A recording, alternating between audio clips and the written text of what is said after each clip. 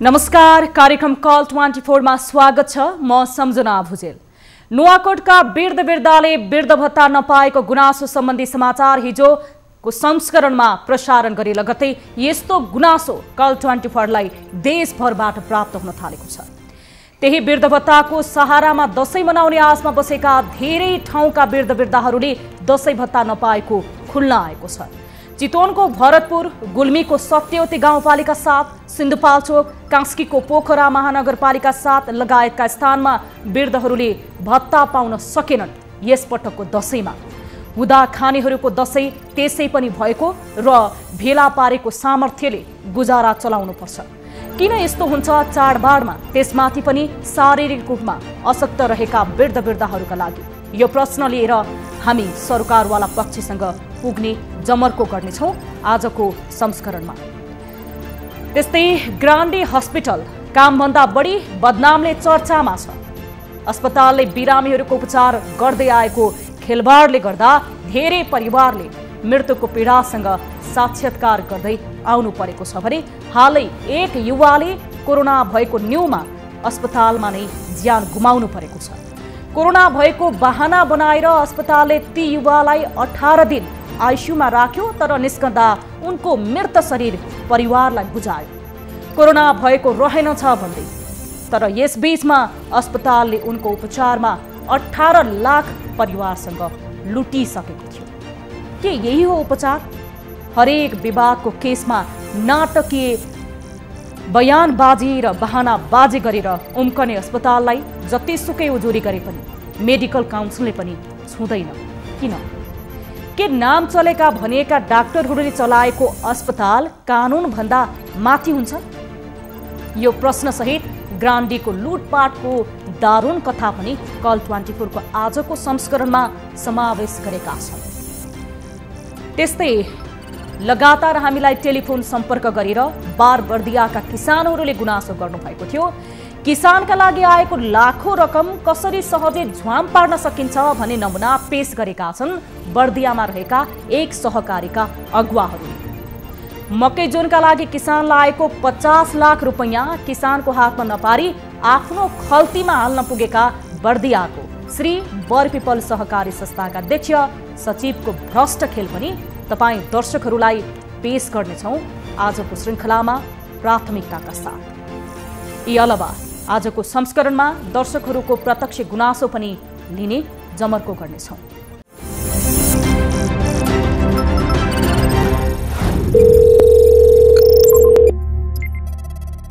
यति बेला तपाईहरू न्यूज 24 टेलिभिजन हेर्दै हुनुहुन्छ भने टिभी स्क्रिनमा नम्बर देख्न सक्नुहुनेछ, जसमा सम्पर्क गर्दा तपाईहरूलाई पैसा लाग्ने छैन। निशुल्क रूपमा तपाईहरूको जिज्ञासा, गुनासो र सम्बन्धित निकायप्रति तपाईहरू जवाफदेहिता माग्न चाहनुहुन्छ भने हामीसँग सम्पर्क गर्न सक्नुहुनेछ, जसको लागि हाम्रो टोल फ्री नम्बरहरू रहेका छन्। 1660 011 2424 मा तपाईहरूले टेलिफोन सम्पर्क गर्न सक्नुहुनेछ र एनसेल मार्फत यदि एनसेलको सिम चलाउनुहुन्छ भने 98 015 72 424 मा तपाईहरूले हामीसँग टेलिफोन सम्पर्क गर्न सक्नुहुनेछ र भाइबर मार्फत पनि जोडिन सक्नुहुनेछ। यस्तै हाम्रो अर्को नम्बर रहेको छ 98 84 011 037 मा पनि कल गर्न सक्नुहुनेछ। यो तीनवटै लाइन तपाईहरूको लागि खुल्ला गरिएको छ। अब लागौं आजको पहिलो विषयवस्तुतर्फ। कार्यक्रम कल 24 ले निरन्तर आम नागरिकको गुनासो सम्बोधन गर्दै आएको छ। उक्त गुनासोको सम्बन्धित निकाय मार्फत जवाफ मागी पनि रहेको छ। यस्तै पछिल्लो समय सामाजिक वृद्ध भत्ता नपाएको गुनासो कल 24 मा व्यापक आएपछि हामीले शनिबार नुवाकोटको विषयलाई प्रसारण गरेका थियौं। सोही कार्यक्रममा देशभरमा धेरै वृद्ध-वृद्धा, एकल महिला तथा अपाङ्गता भएका व्यक्तिहरूले भत्ता नपाएको गुनासो गरेका छन्। त्यही विषयलाई लिएर आजको कल 24 ले तयार पारेको छ यो रिपोर्ट।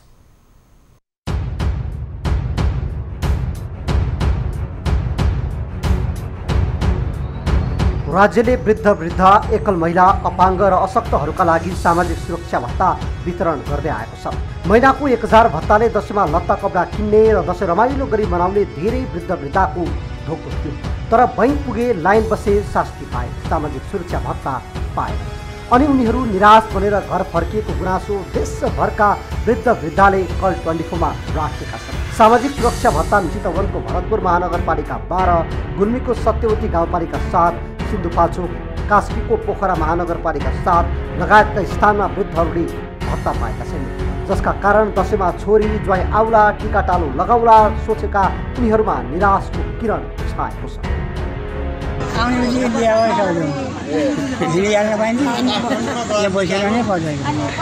दूरी कायम गरेर बस्नु भन्छ, घरबाट बाहिर पनि ननिस्किने भनिरहेछ। सरकारको नियम पालन गरेर बस्नुपर्छ भन्छ, घरमा बसिरहेको। यो त अहिले के भने पाइएन। लाइनमा बस्न सक्नु भएन? लाइनमा बसे पनि हिजो अस्तिकै खात लागिरहेको छ अरे, आज दिनभरिले नपाउने अरे, के बसाइयो। साथै सामाजिक वृद्ध भत्ता आउँदा दशैँ मनाउला सोचेका वृद्धा अपाङ्ग र अशक्तको यस वर्षको दशैँ भने खल्लो हुने भएको छ। सरकारले दिने सामाजिक सुरक्षा भत्ता दशैँ अगाडि नै आउँछ सोचेर दशैँको चाँजो पाँजो मिलाएका उनीहरू निराश भएका छन्।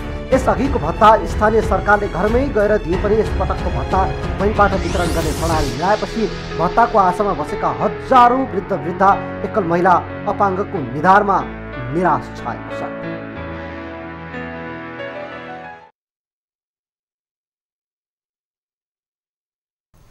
दर्शक महानुभाव, तपाईहरूले यो रिपोर्ट हेर्नुभयो। ती वृद्धा बुवाआमा जसले दशैँमा आफ्नो वृद्ध भत्ता बापतको पैसा आउला र त्यो पैसाले आफ्नो टिकाटालो खर्च र दशैँ टारौँला भनेर बसिरहनु भएका ती बुवाआमाहरूको दशैँ खल्लो भएको छ। विभिन्न स्थानीय तहहरूले समयमा सामाजिक सुरक्षा भत्ता बापतको वृद्धा भत्ता बैंक अकाउन्टमा नहालिदिएको कारणले उहाँहरूले दशैँमा भत्ता लिन सक्नु भएन। यति बेला हामीसँग ती बुवाआमाहरू गुनासो गर्न टेलिफोन सम्पर्कमा जोडिनु भएको छ। नमस्कार, कहाँबाट को बोल्दै हुनुहुन्छ? म हिजो हजुरले भन्नुभएको त्यही हो। अब आज फेरि फोन हाल्नुभयो र हजुरसित बोल्न भन्नुभएको। हिजो म बोल्दै नि भानुभक्त पाण्डे। हजुर, भानुभक्त चितवनबाट। चितवन भरतपुरबाट हिजो हजुरसित हिजो म बोल्दै थिएँ, बेलुका फोन हाल्नुभएको थियो। तपाईँले पनि वृद्ध भत्ता पाउनु भएको छैन? हजुर, पाएको छैन के अहिले पाउने हो के मैले साउनदेखिबाट पाउनुहुन्छ भन्दै के खै थाहै हो नि त नि कहिले हो कहिले। कति समयदेखि पाइरहनु भएको छैन? अहिले पाउने हो बल्ल। तपाईले पहिला कुन समयमा वृद्ध भत्ता थाप्नु भएको थियो अथवा पाउनु भएको थियो? मैले अहिले पहिलो पटक हो। यो भन्दा अगाडि महिना यो सालमा कहिले थाप्नु भएको थियो? मैले पहिलो पटक थापेको छैन, बल्ल अहिले हो। कति वर्षको हुनुभयो बुवा? म हुन त 63 वर्षको भए, नागरिकता 71 को छ। 73 को भए उमेरले नागरिकता 71 छ। अहिलेसम्म वृद्ध भत्ता लिनु नै भएको छैन कि वृद्ध भत्ता पाउनु भएको छैन? लिएकै छैन। लिनै पाउनु भएको छैन, अहिलेसम्म लिनु भएको छैन। अहिले लिने भनेको, अहिले दियो छ, पासपोर्ट दियो छ। हजुर, अहिले लिने भनेको। अनि अहिले लिन पाउनु भएन? अहिले लिन अब कता हो के हो थाहै पाइन। त्यतिकै भएको भएछ, फेरि अब भन्दाखेरि भनेन, थाहै पाइन। तपाईँ जहाँ हुनुहुन्छ चितवनको भरतपुरमा, त्यहाँको तपाईँले नगरपालिकामा त्यस पछाडि वडा कार्यालयहरूमा गएर बुझ्नुभयो? बुझेको छैन मैले त। बुझ्नु भएको छैन? तपाईँको घरमा हजुर यति बेला तपाईँको क्षेत्रबाट प्रशासकीय अधिकृत प्रेमराज जोशी हामीसँग जोडिनु भएको छ। हामी उहाँसँग कुराकानी गर्नेछौँ। प्रेम सर, हजुर, स्वागत छ यहाँलाई कार्यक्रम कल 24 मा। Thank you. अब भरतपुरबाट धेरै बुवाआमाहरूले गुनासो गर्नु भएको छ, यो दशैँको मुखमा वृद्ध भत्ता आउला र यो दशैँको गर्जो टारौला भनेर बसिरहनु भएको बुवाआमाले वृद्ध भत्ता पाएनौँ भनेर। हजुर, तपाईलाई यस विषयमा थाहा छ सर? होइन, हामीले जसको रेकर्ड अपडेट चाहिँ भएको छ त्यसो भन्नुको अर्थ चाहिँ के हो भने हामीले श्रावण र भाद्र महिनामा यो 2 महिनामा कोही बसाइसराई गरेर गएको छ अथवा कहीँ कतैबाट चाहिँ आएको छ अथवा ज्येष्ठ नागरिक चाहिँ पुगेको छ, ती चाहिँ मान्छेहरू र विगतमा भइरहेका मान्छेहरूलाई जुन चाहिँ अवधि हो चाहिँ भदौ मसान्तसम्म, त्यसमा चाहिँ अपडेट चाहिँ गर्नको लागि सम्बन्धित वडा कार्यालयमा चाहिँ गएर आफूलाई रिन्यू चाहिँ गर्नको लागि चाहिँ नेपाल सरकारको निर्णय अनुसार, सङ्घीय सरकारको निर्णय अनुसार हामीले आह्वान चाहिँ गरेका हौँ र प्रेम सर अवधिमा चाहिँ जानुभएका मानिसहरू प्रेम सर सबैलाई हामीले हजुर जस्तो यति बेला चितवनको भरतपुर नगरपालिकाबाट नै यति बेला महानगरपालिकाबाट नै हामीसँग भानुभक्त पाण्डे एकजना बुवा जोडिनु भएको छ। उहाँ नागरिकताले 73 पुगिसक्नु भएको छ, 72 वर्षको हुनुहुन्छ। उहाँले वृद्ध भत्ता पाइन वडा कार्यालयहरूमा अथवा कहाँबाट के कसरी महानगरपालिकाबाट कसरी वृद्ध भत्ता लिने हो भनेर हामीसँग गुनासो गर्दै हुनुहुन्थ्यो। एकचोटि उहाँकै आवाजमा एकचोटि सुनौँ सर। के सुनौ? भानुभक्त बुवा हजुर हजुर तपाईले अहिलेसम्म वृद्ध भत्ता लिन सक्नु भएको छैन है? हजुर लिएको छैन। आफ्नो गुनासो राख्नुहोस्। यति बेला प्रेमराज जोशी तपाईको महानगरपालिकाको प्रमुख प्रशासकीय अधिकारी जोडिनु भएको छ हामीसँग टेलिफोन लाइनमा। उहाँलाई बताउनुस् त तपाईको गुनासो। हस् हस् हस् सर नमस्कार। हजुर नमस्कार हजुर। म भरतपुर महानगरपालिका वडा नम्बर 12 को हुँ। हजुर हजुर के भयो भन्नु त हजुरलाई? भरतपुर महानगरपालिका वडा नम्बर 12 कालिका टोलको हुँ। हजुर उमेर त म अब अलि मात्रै 72-73 को भएँ। नागरिकताले 71 को भएको छु। हजुर मैले अहिले पाउनु पोहोर दिएको दर्ता गरेको आउँदेखिबाट आउँको साउनदेखिबाट पाउनुहुन्छ बुवा भनेको ओडाले। हजुर अहिले उ दिएको हो त मलाई कार्ड दिएको हो अहिले अस्ति नै साउनैमा। अब अहिलेदेखिको पाउनुहुन्छ बुवा फेरि अब अर्को 2-4 महिना पाउनुहुन्छ भनेर यहाँ दसैँमा पाइन्छ नि भनेर भनेको खोइ पाइएन। पाइने भएदेखि यसो खर्च हुँदो। बुझ्नुभयो भरत सर? बुवा एकैछिन है बुझ्नुभयो भरत सर? म भरत होइन म प्रेमराज जोशी। बुझ्नुभयो प्रेम सर तपाईले?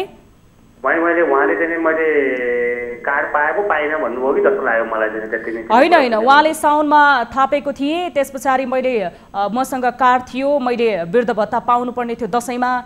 म त 72 वर्षको भइसकेँ तर मैले पाएको छुइनँ यो दसैँमा भनेर भन्दै हुनुहुन्छ। अब त्यो चाहिँ किन पाउनु भएन?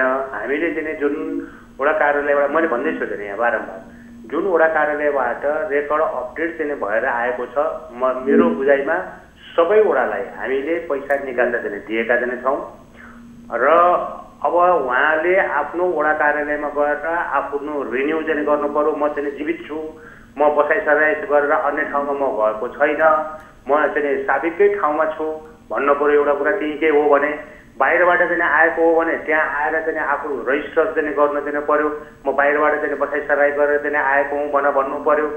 त्यति चाहिँ भनिसकेपछि ज्येष्ठ नागरिक चाहिँ भत्ता नपाउने कुनै कारण छैन।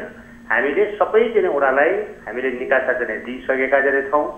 अब यदि उहाँले चाहिँ अहिले मैले पाएको चाहिँ छैन भन्नुहुन्छ भने यो त 5 दिन बिदा नै हो। चाहिँ अहिले 5 दिन बिदा हो। हामी चाहिँ द्वादशीका दिन चाहिँ 12 गते उहाँ चाहिँ महानगरपालिकामा चाहिँ आउनुहोस् के कारणले चाहिँ पाउनु भएन त्यो चाहिँ हामीले तुरुन्तै तपाईँलाई चाहिँ हामी त्यसको सोलुसन चाहिँ बताउँछौँ। त्यहाँदेखि त तपाईँ त्यहीँकै स्थानीय बासिन्दा हुनुहुन्छ र चाहिँ पाउनु भएको छैन भने तपाईँले पाउनुहुन्छ, अवश्य पाउनुहुन्छ। हस्, तपाईँको जानकारीको लागि तपाईँको प्रतिबद्धताको लागि धेरै धेरै धन्यवाद प्रेम सर। हस् सर। यति बेला हामीसँग प्रेमराज जोशी जोडिनु भएको थियो, भरतपुर महानगरपालिकाका प्रमुख प्रशासकीय अधिकारी। बुवा हजुर अब तपाईले गएर तपाईको त्यो वडा नम्बरमा वडा कार्यालयमा गएर त्यहाँ बुझ्न सक्नुहुनेछ दसैँ पछाडि तपाईले वृद्ध भत्ता पाउनुहुनेछ है? दसैँ पछाडि अब दसैँ सकिएपछि हजुर, दसैँ सकिए पछाडि तपाईँ आफ्नो वडा कार्यालयमा गएर यो विषयमा बुझ्नुहोला र त्यस पछाडि प्रेम सर स्वयंलाई पनि भेट्न सक्नुहुनेछ। हस्, धन्यवाद बुवा। तपाईहरूको गुनासो हामीलाई गर्नुभएको थियो, सम्बन्धित व्यक्तिहरूसँग पुर्याइदिनुहुन्छ भन्ने आश राखेर यति बेला हामीले भरतपुरका भानुभक्त पाण्डे भरतपुर महानगरपालिका वडा नम्बर 8 का एकजना बुवा जोडिनु भएको थियो वृद्ध भत्ता पाइन भनेर। उहाँ 72 वर्षको हुनुभयो। यस विषयमा हामीले भरतपुर महानगरपालिकाका प्रमुख प्रशासकीय अधिकारी प्रेमराज जोशी सरसँग कुराकानी गर्यौं र उहाँले यो दसैँ पछाडि द्वादशीको दिन जब सरकारी कार्यालयहरू खुल्नेछन् त्यस पछाडि वडा कार्यालयमा गएर उहाँले सम्पर्क राख्न सक्नुहुनेछ भनेर हामीलाई प्रतिबद्धता दिनुभएको छ। हामी विभिन्न स्थानमा रहेका हाम्रा ज्येष्ठ नागरिक बुवा आमाहरू जसले यो बेलामा दसैँमा केही वृद्ध भत्ताको पैसा आउला र त्यो पैसाबाट दसैँ खर्च टारौँला भन्ने ठूलो आशमा बस्नु भएको थियो। कतिपय स्थानका बुवा आमाहरू निराश बनेर फर्किनु भएको थियो। हिजो भर्खरको श्रृङ्खलामा हामीले हिजोको श्रृङ्खलामा देखाएका थियौँ नुवाकोटका करिब 1000 भन्दा बढी बुवा आमाहरूले त्यहाँबाट वृद्ध भत्ता पाउनु भएको थिएन। बटार स्थित प्रभु ब्याङ्कको खातामा उहाँहरूको पैसा थियो। नगरपालिकाले विदुर नगरपालिकाले ढिलो पैसा हालिदिएको कारणले नपाएको भनेर गुनासो गर्नुभएको थियो। यो गुनासो उठाउने बित्तिकै देशैभरका विभिन्न स्थानबाट हामीलाई ज्येष्ठ नागरिक बुवा आमाहरूले वृद्ध भत्ता नपाएको गुनासो गरिरहनु भएको छ। यति बेला यसै विषयमा उहाँको एकजना ज्येष्ठ नागरिक आमा बुवाको आफन्त जोडिनु भएको छ। नमस्कार, कहाँबाट को बोल्दै हुनुहुन्छ? हजुर, म देवी थापा सत्यदी गाउँपालिका गुल्मीदेखि। गुल्मीबाट? हजुर। तपाईहरूको यो वृद्ध भत्ता सम्बन्धी नै गुनासो है? हजुर हजुर। तपाईको आमाको हो कि बुवाको हो? आमा हो। हजुर, आमाको। तपाईको गुनासो भन्नुस् त। यो आमा पहिलो विधवा हुनुहुन्छ हैन? हजुर। अनि 71 वर्षकी वृद्ध पनि हुनुहुन्छ। एकल महिला र वृद्ध हुनुहुन्छ? हजुर, एकदम 71 वर्षकी हुनुहुन्छ। 71 वर्षको हुनुभयो? हजुर। अनि अहिलेसम्म भत्ता जुन नेपाल सरकारले दिइरहेको थियो भत्ता त्यो पाइराख्नु भएको थियो? अहिलेसम्म उहाँले वृद्ध भत्ता पाउनु भएको छैन भन्नुभयो कि के भन्नुभयो हजुरले? जस्तै अहिलेसम्म पाइराख्नु भएको थियो। हजुर। दसैँमा पाउनु भएन? अहिले जो असारमा बाँडेको अनि अहिले जो बाँड्यो नि म्याम, अहिले पाउनु भएन? नै, दुईवटा भत्ता पाउनु भएन। हजुर, यति बेला हामीसँग सत्यवती गाउँपालिकाका अध्यक्ष हुनुहुन्छ, जोडिनु भएको छ, पारेश्वर ढकाल। अध्यक्षज्यू, स्वागत छ यहाँलाई कार्यक्रम कल 24 मा। हजुर, धन्यवाद। तपाईको क्षेत्र गुल्मीबाट एकजना ज्येष्ठ नागरिक आमा जो 71 वर्षको हुनुहुन्थ्यो, उहाँ एकल महिला र वृद्ध पनि हुनुहुन्छ। उहाँले वृद्ध भत्ता नपाएको, जुन सामाजिक सुरक्षा भत्ता नपाएको उहाँको छोरीले गुनासो गर्दै हुनुहुन्छ। सर, सामाजिक सुरक्षा भत्ता हामीले यो दसैँभन्दा अगाडि नै सबै ब्याङ्कहरूलाई उहाँको खातामा राख्ने गरी हामीले पठाएका छौँ। अब उहाँको कसरी पाउनु भएन, कसले पाउनु भएन, मलाई त्यस्तो जानकारी भएन। यदि अहिले एउटा नेपाल सरकारले नै त्यो जुन सामाजिक सुरक्षा भत्तालाई नवीकरण गर्नुपर्ने एउटा प्रावधान ल्याएको थियो, यदि आमाले नवीकरण गर्नु भएन कि एकैछिन अध्यक्षज्यू, हजुर एकैछिन है, उहाँको छोरी नै हामीसँग यति बेला जोडिनु भएको छ, उहाँसँगै हामी कुरा गर्छौँ। देवीजी, हजुर, तपाईहरूको समस्या के हो बताउनुहोस् त। यति बेला तपाईँको गाउँपालिकाको अध्यक्ष हामीसँग जोडिनु भएको छ। जस्तै पहिला पाइराख्नु भएको थियो भत्ता हैन? हजुर, पहिला पाइराख्नु भएको थियो, अहिले पाउनु छैन। सर, सुन्नुभयो? हजुर, पहिला पाइरहनु भएको थियो, असारदेखि नै यता पाउनु भएको छैन। मलाई लाग्छ उहाँ सत्यवती गाउँपालिकामा बसोबास गर्नुभएको छैन कि उहाँले त्यो नवीकरण गर्ने भन्ने म्यासेज पाउनु भएन कि जस्तो मलाई लाग्यो। यदि गर्नु भएको छैन भने अझै पनि यहाँले आफ्नो आमाको जुन सामाजिक सुरक्षा भत्तालाई नवीकरण गरेर त्यसलाई चाहिँ नि आमाले बुझ्ने वातावरण बनाउनु पर्यो। अरू कारणले त रोकिएको जस्तो मलाई लाग्दैन। यदि त्यस्तो केही देवीजी, एकैछिन अध्यक्षज्यू एकैछिन। देवीजी, तपाईँहरूले त्यो आमाको वृद्ध भत्ताको जुन कागजी प्रक्रिया नवीकरण गर्नुभएको छ? एकदमै छ म्याम। अध्यक्षज्यू भन्नुस् त, अध्यक्षज्यूलाई यति बेला उहाँहरूले गर्नु भएको छ। के नाम रहेछ? मैले जानकारी पाउन पाएँ त्यसको बारेमा। मैले आमाको नाम के होला? आमाको नाम खास कुमारी खप्तरी। सुन्नुभयो अध्यक्ष साहब? हजुर, हेलो, एकचोटि तपाईँको आमाको नाम फेरि भन्नुस् त। खास कुमारी खप्तरी म्याम, सुन्नु न। राजकुमारी, हजुर। कति नम्बर वडा होला मैडम? 7 नम्बर वडा। 4 नम्बर वडाको राजकुमारी खप्तरी। 7 वडा अध्यक्षज्यू, 7 नम्बर वडा नम्बर 7। वडा नम्बर 7। 7 नम्बरको राजकुमारी खप्तरी मैले मैले टिपेर राख्छु र के भएको रहेछ मैले यो कुरा बुझेर बरु यहाँले यहाँको नम्बर मलाई मेसेज गरिदिन सक्नुहुन्छ भने हामी तपाईलाई नम्बर पनि उपलब्ध गराइदिने छौं उहाँको गराइदिनुस्। मैले के भएको रहेछ तत्काल त्यसको रेस्पोन्स चाहिँ मैले अब तपाईको प्रतिबद्धताको लागि धेरै धेरै धन्यवाद। वडा अध्यक्षज्यू तपाईको प्रतिबद्धताको लागि धन्यवाद। यति बेला हामीसँग कुरा बुझेर मैले खबर गर्नेछु। जहाँसम्म चाहिँ कागजी प्रक्रिया नमिलेर हो भन्ने मलाई लागेको छ, केही कमी कमजोरी भएको रहेछ भने मैले तुरुन्तै उहाँलाई यसको बारेमा खबर गर्छु। हस्, तपाईको प्रतिबद्धताको लागि धन्यवाद। देवीजी हजुर बुझ्नुभयो नि, तपाईले हाम्रो प्राविधिक मित्रहरूले तपाईलाई चाहिँ तपाईको गाउँपालिकाको अध्यक्षको नम्बर उपलब्ध गराउनु हुनेछ।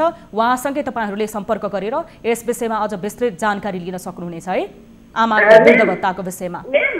हजुर हजुर हजुर एउटा कुरा म बुझ्न चाहेको के हो भने म्याम, हजुर जस्तै पहिला पाइराख्नु भएको थियो जो गण्डित भारतीय पेन्सनर हुनुहुन्छ, हजुर यो विषयमा देवीजी यो विषयमा हाम्रो प्राविधिक मित्रहरूले तपाईको सत्यवती गाउँपालिका अध्यक्षज्यूको नम्बर दिनुहुनेछ, ढकाल सरको नम्बर। त्यो नम्बरमा तपाईहरूले टेलिफोन सम्पर्क गर्नुहोस् अनि उहाँले सबै कुरा तपाईहरूलाई बताइदिनुहुनेछ है। हजुर सुन्नुभयो तपाईले? हजुर म सुने, उहाँसँग मेरो कुरा भएको थियो म्याम। हजुर अनि उहाँले भन्नुभएको थियो भारतीय पेन्सनरहरूलाई रोक्न भनेर हामी कहाँ चिठी आएछ भन्नुभएको थियो। त्यही भएर मैले हजुरलाई सरकारले नै कटौती गरेको हो या गाउँपालिकाले हो भनेर बुझ्न मात्रै चाहेको के म्याम। ए भनिसके पछाडि तपाईहरूलाई यो सरकारले नै रोकेको हो भनेर जानकारी गराउनु भएको थियो उहाँले नै? उहाँले फेरि देवीजी उहाँले फेरि पनि म त्यो कागजी प्रक्रिया हेर्छु के कारणले रोकिएको रहेछ, रिनु भएको छ कि छैन, लगायतका वृद्ध भत्ता पाउनुपर्ने किन रोकियो त भनेर त्यो प्रक्रिया हेर्छु भन्नुभएको छ। उहाँले हामीलाई यति बेला लाइभमा जोडिएर यो प्रतिबद्धता जनाउनु भएको हो। हामी पनि यो विषयमा फलोअप गरौँला। तपाईँ एकचोटि उहाँलाई फोन गर्नुहोस् है, त्यस पछाडि फेरि हामी तपाईसँग सम्पर्क गर्नेछौँ। यति बेला देवीजी हुनुहुन्थ्यो। उहाँको आमाले वृद्ध भत्ता नपाएको, आमा 71 वर्षको हुनुहुन्छ, आमा एकल महिला पनि हुनुहुन्छ। असारदेखि यता उहाँले वृद्ध भत्ता पाउन सकिरहनु भएको छैन भनेर हामीसँग गुनासो गर्दै हुनुहुन्थ्यो र सत्यवती गाउँपालिका अध्यक्षले यो के रहेछ यो विषयमा हामी हेर्नेछौँ, म हेर्छु र त्यस पछाडि उहाँहरूको यो समस्या समाधान गरिदिन्छु भनेर प्रतिबद्धता जनाउनु भएको छ। कार्यक्रम कल 24 मा विभिन्न स्थानमा रहेका ज्येष्ठ नागरिक बुवा आमाहरूले यो दशैंको मुखमा करिब अब विजयादशमी भोलि हो, यो समयसम्ममा उहाँहरूले वृद्ध भत्ता नपाएको गुनासो गरिरहनु भएको थियो र यही विषयलाई हामीले आजको कार्यक्रममा पनि उठान गरेका थियौं। अब आज हामी लाग्नेछौँ कार्यक्रम कल 24 मा आजको विशेष विषयवस्तुतर्फ। काठमाडौँको टोखा स्थित ग्रान्डे अस्पतालले पैसा असुल्नकै लागि कोरोना संक्रमण नभएका बिरामीलाई समेत कोरोना भएको बताउँदै आइसियुमा भर्ना गर्ने गरेको गुनासो तीव्र रूपमा आउन थालेको छ।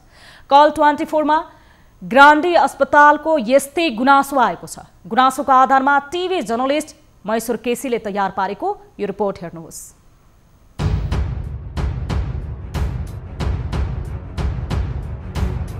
एक युवाले 18 दिन लामो उपचारको नाममा ग्रान्डी अस्पतालमा नै ज्यान गुमाएका छन्।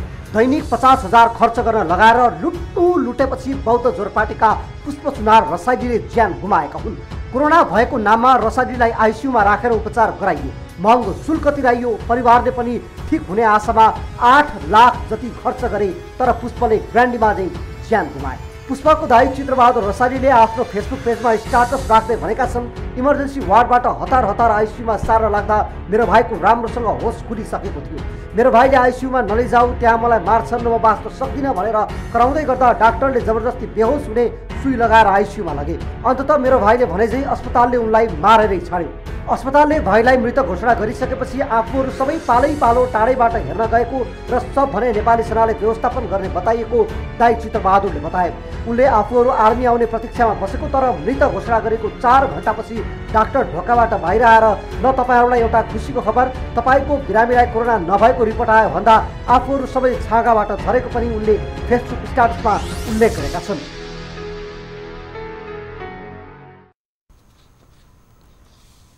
दर्शक महानुभाव, ग्रान्डीको यो रिपोर्ट हामीले प्रसारण गर्यौं। काठमाडौँको टोखामा रहेको ग्रान्डी अस्पताल, जुन अस्पतालले आइसियुमा राखेर कोरोना संक्रमित नभएको अन्तिम समयमा भनिदिएर जब त्यति बेला त्यो व्यक्तिको मृत्यु भएको थियो। परिवारबाट लाखौं पैसा असुलिसके पछाडि परिवारलाई आइसियुबाट झिकेर लास उपहार दिने यो अस्पतालको कस्तो खालको नीति, कस्तो खालको नियम, के खालको उपचार पद्धति हो भनेर आम मानिसले प्रश्न उठाउने आधार खडा गरेको छ ग्रान्डी अस्पतालले। यस विषयमा हामी स्वयं सर्वसाधारण जसले गुनासो गर्नुभएको थियो ग्रान्डी अस्पतालको यो किसिमको उपचार पद्धतिबाट उहाँहरू पीडित हुनुभएको थियो, उहाँ हामीसँग टेलिफोन सम्पर्कमा जोडिनु भएको हामीलाई प्राविधिक मित्रले संकेत गर्दै हुनुहुन्छ। नमस्कार, कहाँबाट को बोल्दै हुनुहुन्छ? हजुर नमस्कार, कहाँबाट को बोल्दै हुनुहुन्छ? हजुर नमस्कार, म गोकर्णेश्वर 6 बाट चित्रबहादुर बोल्दैछु। तपाईको गुनासो के थियो होला? गुनासो भन्दा पनि मेरो आफ्नो भाइ, मेरो कान्छो भाइ ये भएको छ हो। तपाई स्वयं दाइ हुनुहुन्छ पुष्प? हजुर, म स्वयं दाइ हो, पुष्पको दाइ हो। ग्रान्डी अस्पतालले तपाईहरूलाई के गर्यो, भाइले के भन्नु भएको थियो, हामीलाई जानकारी गराउनुस् त। भाइको त पुरै भाइले चाहिँ एकदम नराम्रो स्थिति भयो। ग्रान्डी हस्पिटलमा चाहिँ लगभग 20 गते होला, 20 गते चाहिँ मेरो बुहारीहरूले त्यो के अरे सामान्य ज्वरो आएको उसमा त्यहाँ लिएर जानुभएको। सामान्य ज्वरो आएर उहाँलाई ग्रान्डी अस्पताल पुर्याइएको थियो। त्यस पछाडि ग्रान्डी अस्पताल जानुभयो। रहेपछि त्यहाँ त्यो जस्तो स्वभावमा चाहिँ अब के अरे पिसाबमा के इन्फेक्सन, अनि के यो के भन्छ फोक्सो के इन्फेक्सन भन्ने चिज देखाउनु भयो। देखाएपछि उहाँले चाहिँ म त्यतिखेर म आफू इन्भल्भ थिइनँ, म बाहिर भएको हिसाबले। अनि त्यहाँ ल अब आइसियुमा लानुपर्छ भन्दाखेरि अनि भाइले भन्छ मलाई केही भएको छैन, मलाई आइसियुमा लानु पर्दैन, म ठिक छु भन्नुभन्दा भने उहाँले अब त्यो हस्पिटलका डाक्टर लगाएर अब त्यहाँ हाम्रो परिवारले पनि त्यहाँ उसमा आइसियुमा लगेर आइसियुभित्र पनि त्यो रुममा लाँदाखेरि भाइले फोन गरेर मलाई यहाँनिर मार्फत म यहाँ बस्दिनँ, मलाई केही भएको छ निकाल भन्दाखेरि भाइ धेरै कुरा भएपछि उनीहरूले चाहिँ त्यो बिहोस हुने सुई दिएछ। बिहोस हुने सुई दिएछ पछाडि त्यसपछि अनि उसले बिहोस गरेर त्यहाँ सामान्य ज्वरो आएको भनेर सुन्नुहोस् त, सामान्य ज्वरो आएको भनेर तपाईँको बुहारीले तपाईँको भाइ पुष्पलाई चाहिँ ग्रान्डी अस्पताल लिएर जानुभयो उपचारको लागि। त्यस पछाडि उहाँको पिसाबमा इन्फेक्सन, त्यस पछाडि फोक्सोमा इन्फेक्सन भनियो, अनि पछि उहाँलाई चाहिँ बिहोस हुने सुई पनि लगाइयो भनेर तपाईँले भन्नुभएको हो। अब तपाईँहरू त्यो अस्पतालमा अब महँगो छ, गुणस्तरीय स्वास्थ्य सेवा उपलब्ध गराउँछ भनेर जानुभएको थियो होला? त्यो एकदम यहाँनिर अब हामी यस्तो वाडामा छौँ कि यहाँनिर हाम्रो वरिपरि 20औं हस्पिटलको बिचमा छौँ। त्यति हुन आउँदै पनि त्यहाँ गएपछि चाहिँ उपचार अब महँगो भयो भने उपचार राम्रो हुन्छ होइन, त्यो कुनै पनि रोगको चाहिँ निराकरण होला भन्ने हिसाबले हामीले एकदम आशावादी गरेर त्यहाँ लगेको छ। हाम्रो कति दिनसम्म तपाईँको भाइलाई ग्रान्डी अस्पतालमा तपाईँहरूले उपचार गर्नुभयो? हजुर, तपाईहरूले तपाईँको भाइ पुष्पलाई कति दिनसम्म ग्रान्डी अस्पतालमा उपचार गराउनु भएको थियो? 20 गतेदेखि लिएर अब गत महिना 20 गतेदेखि लिएर अब 80सम्म भयो, जहाँसम्म उहाँले मृत्यु घोषणा गराउनु भएन त्यो बेलासम्म। तपाईहरूलाई बिचमा तपाईँको भाइसँग भेट्न, बोल्न, उड्न तपाईँहरू जानुभएको थियो? दिनुभएको थिएन। 20 गते सुन्नुहोस् त, 20 गते तपाईँहरूले ग्रान्डी अस्पतालमा लिएर जानुभयो सामान्य ज्वरो आएको भनेर। त्यो समय पछाडि तपाईँको भाइको मृत्यु हुँदासम्म तपाईँहरूले भेट्न पाउनु भएको थियो कि थिएन? मृत्यु के अरे हुँदासम्म उहाँले मृत्यु घोषणा गर्नुको अघि दिनमा चाहिँ मैले कुरा राख्दाखेरि त्यतिखेर पनि उहाँले भेट्न दिनु भएन। भेट्न चाहन्छु म आफैले, म मेरो मृतकको भाइ हो अथवा बिमारीको भाइ हो, दाइ हो, म भेट्न चाहन्छु भन्दाखेरि त्यो डाक्टर साहब एकजना भाइले हेरेको डाक्टर चाहिँ के हुनुहुन्छ ठिक छ तपाईँ आफ्नो रिस्क लिएर जान सक्नुहुन्छ भने चाहिँ कस्तो खालको रिस्क हुने चाहिँ अब उसलाई कोरोनाको चाहिँ बिमारी बनाइरहेको छ त्यहाँ। अनि उहाँलाई पछि अस्पताल प्रशासनले कोरोना नै भएको कोरोनाकै कारणले मृत्यु भएको भन्यो कि के भन्यो?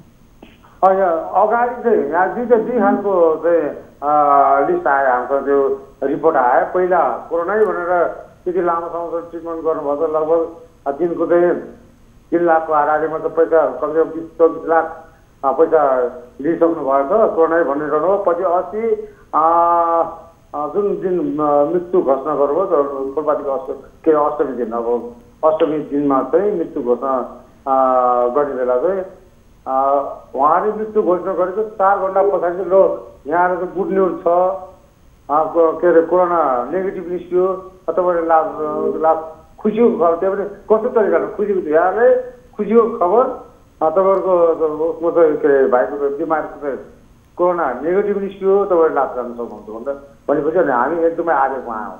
जब पुष्पजीको मृत्यु भयो सुन्नुहोस् त जब पुष्पजीको मृत्यु भएको त्यो लास तपाईँहरूलाई दिँदै उहाँहरूले भन्नुभयो कि खुसीको खबर छ उहाँको कोरोना नेगेटिभ आयो 4 घन्टा पछाडि ग्रान्डीको अस्पताल प्रशासनले तपाईँहरूलाई यो जवाफदेहिता दियो? हजुर हजुर त्यो के अरे मेरो लास हामीले लिइसकेको थिएन लास चाहिँ भित्रै आइसियुको रुममै थियो अनि उहाँहरूले त्यो समयसम्म मृत्यु भइसकेको छ भनेर जानकारी दिनुभएको थियो कि थिएन? अगाडि नै दिन्छ अगाडि नै भनिसक्नु भयो। अगाडि भन्नुभयो 1:30 बजे त्यतिखेर उहाँले मृत्यु घोषणा गर्नुभयो अनि हामीलाई फेरि यो कोरोना नेगेटिभ भनेर त्यो पुष्टि चाहिँ हामीलाई लगभग 3-4 बजे दिनुभयो। जस्तो अब तपाईँको बुहारीले पनि भेट्न पाउनु भएको थिएन 20 गतेबाट अष्टमीको दिन उहाँको मृत्यु हुँदासम्म? हामी कसैले भेट्नु पाएको छैन। तपाईँको परिवारको कसैले पनि भेट्न पाउनु भएको थिएन? त्यहाँ उपचारमा संलग्न डाक्टरहरूसँग तपाईँहरूले बुझ्दाखेरि उहाँहरू के बताउनुहुन्थ्यो? स्वास्थ्य अवस्था कस्तो छ, मेरो भाइलाई यति बेला कस्तो छ, मैले भेट्न नपाए पनि भन्दा उहाँहरूले के जानकारी गराउनुहुन्थ्यो? म यो फुलपातीको अवधिमा गएर उहाँको त्यो जुन मेरो भाइलाई ट्रिटमेन्ट गर्ने डाक्टर हुनुहुन्छ उहाँले हामीलाई एकदमै लामो काउन्सिलिङ गर्नुभयो। काउन्सिलिङ गरेर साथै मलाई शङ्का जागिसक्यो। मेरो भाइले चाहिँ त्यो लगेको 3-4 दिनमा चाहिँ डेड गरेर उहाँले डेड बडीलाई चाहिँ त्यो एक के भन्छ आयो असुल गर्ने वातावरण चाहिँ बनाउनु भएको छ। मलाई चाहिँ शङ्का थियो जति पनि लामो काउन्सिलिङ गरेपछि मलाई शङ्का जागेको थियो। भनिसके पछाडि तपाईँको बुहारीहरूले भेट्न पाउनु भएन, तपाईँको परिवारको कसैले पनि भेट्न पाउनु भएन? भेट्न पाउनु मृत्यु घोषणा गरेपछि त्यही पनि यता दाइको भाइ भने 1-2 दिन भयो पछि हामीले अब मृत्यु भएपछि हामीले हेर्न नपर्ने हुन्छ जबरजस्ती ढङ्गले हामीले अलिक एक खालको हल्ला गरेपछि बल्ल हामीलाई त्यहाँदेखि गाउँसम्म लगेर हेर्न लग्यो। अब त्यो घोप्ट्याएर राखेर अनुहार हामीले देख्न नपाएको अनुहार भाइको अनुहार भनेको हिजो चाहिँ त्यो तोरा ल्याएर चाहिँ त्यो लास्ट कुरो मात्रै हिजो अनुहार पनि सिसाबाट हेर्न पाएँ त्यति। यति बेला हामी त्यहाँका मेडिकल डाइरेक्टर जो ग्रान्डी अस्पतालको मेडिकल डाइरेक्टर हुनुहुन्छ चक्रराज पाण्डे उहाँलाई पनि टेलिफोन सम्पर्क लगाउने हाम्रा प्राविधिक मित्रहरूले प्रयास गरिरहनु भएको छ तर उहाँले यति बेला टेलिफोन उठाउनु भएको छैन, सम्पर्कमा आउनु भएको छैन। यो तपाईहरूको यो एकदमै दुःखद र दर्दनाक विषयमा हामी उहाँसँग पनि जवाफदेहिता माग्ने प्रयास गर्नेछौँ। जस्तो अब तपाईहरूलाई उहाँहरूले जब मृत्यु भइसकेको लास दिनुभयो तपाईँको भाइ पुष्पको त्यस पछाडि तपाईँहरूले मृत्यु संस्कार कसरी गर्नुभयो? तपाईँहरूले लिनु भएन, अहिले अस्पतालमै छ लास? होइन, हिजो चाहिँ त्यो जुन दिन मृत्यु घोषणा गरेको थियो यहाँले अब लान सक्नुहुन्छ भने त्यो के अरे लास बुझाउन फर्म ल्याउनु हामीले गरेन। हामीले तपाईँको मृतक भाइ पुष्पको शव अहिले ग्रान्डी अस्पतालमै छ? छैन अहिले छैन।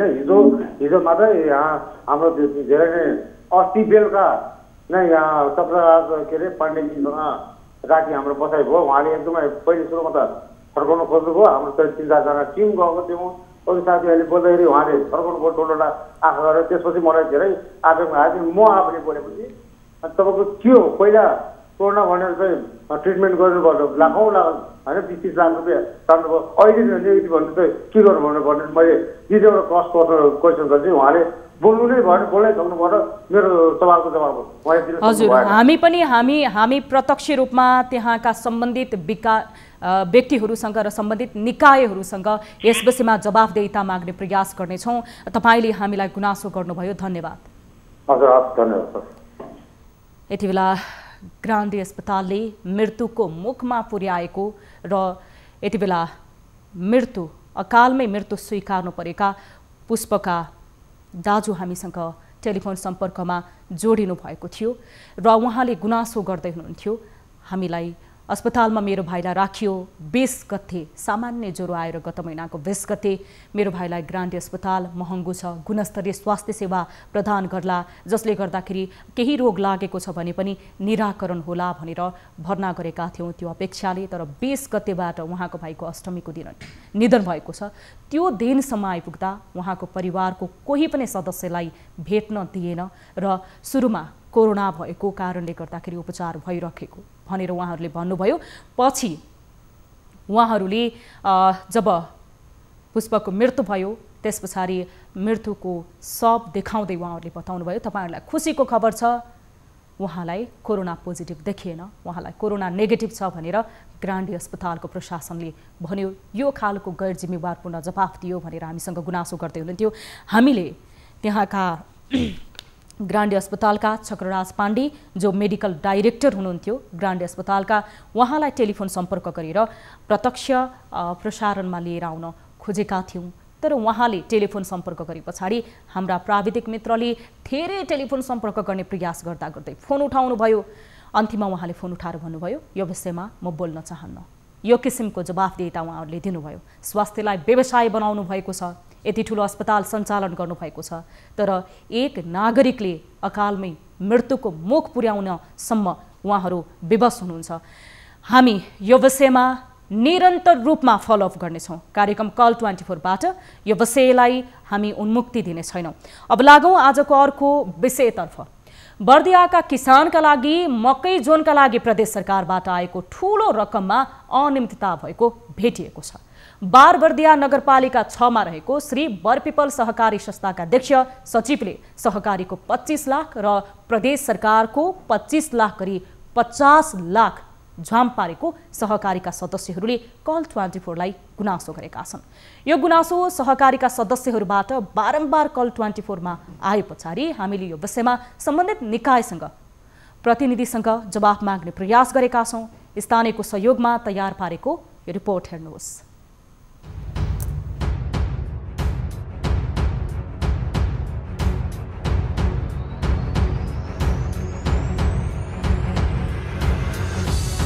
पछिल्लो समय स्थानीय सरकारदेखि स्थानीय तहमा रहेका सङ्घ संस्थाले ब्रह्मलुट मच्चाएका छन्। यस्तै बर्दियाको बारबर्दिया नगरपालिका वडा नम्बर 6 मा रहेको श्री बरपिपल सहकारीका अध्यक्ष र सचिवले 50 लाख अनियमितता गरेको पाइएको छ। करिब 100 सदस्य रहेको सहकारीका अध्यक्ष र सचिवले मकै जोनका लागि आएको 25 लाख प्रदेश सरकारको र 25 लाख सहकारीको रकम स्वाहा पारेको सहकारीका सदस्यले कल 24लाई जानकारी गरेका छन्। साथै किसानका प्रदेश सरकारले दिएको ट्र्याक्टर सहकारीका सचिवले आफ्नो निजी काममा प्रयोग गरेको उनीहरूको भनाइ छ। यता उल्टै सहकारीले आफ्नो वार्षिक उत्सवमा मकै जोनबाट 7 लाख मुनाफा भएको प्रतिवेदन सार्वजनिक गरेसँगै अन्य सदस्य आक्रोशित बनेका छन्। मकै जोनका लागि आएको रकमको दुरुपयोग गरी सहकारीका अध्यक्ष र सचिवले कृत्य हस्ताक्षर गरी कागजीय प्रक्रिया मिलाएको समेत उनीहरूको आरोप छ। वास्तविक किसानको लागि भन्दै प्रदेश सरकारले अनुदानमा दिएको रकम सहकारीका अध्यक्ष र सचिवबाट अनियमितता भएपछि सहकारीका अन्य सदस्य आक्रोशित बनेका छन्। दर्शकबिन, हामी भन्न छोडिरहेका छैनौँ, नेपाल कृषि प्रधान देश। विभिन्न स्थानलाई सरकारले जोनहरू उत्पादनको हिसाबले निर्धारण गरेर अनुदान पनि दिइरहेको छ। तर त्यो अनुदान कहाँ कसरी प्रयोग गरिन्छ त्यो कसैलाई थाहा छैन। यहाँ त स्वयं सदस्यहरूको कृत्य हस्ताक्षर गरिन्छ, प्रतिवेदन निकालिन्छ, कागजी रूपमा मकै रोपिन्छ, ट्र्याक्टर लगाइन्छ, तर वास्तविक रूपमा न मकै रोपिन्छ न त्यहाँबाट कुनै पनि किसानले अनुदान पाउँछन् अथवा मकै जोनमा मकै रोपिएको बहाना गरेका ती 50 लाख पचाउने व्यक्तिहरूसँग हामी आज कुराकानी गर्नेछौँ। यति बेला हामीसँग स्वयं गुनासो गर्ने सर्वसाधारण बारबर्दियाबाट जोडिनु भएको छ। नमस्कार। नमस्कार इन्दिराजी, हजुर। तपाईले हामीलाई विस्तृत रूपमा बताउनुस्। हामीले रिपोर्ट पनि भर्खरै प्रस्तुत गर्यौं। तपाईहरूलाई मकै रोप्नको लागि आएको पैसा कसरी दुरुपयोग भयो?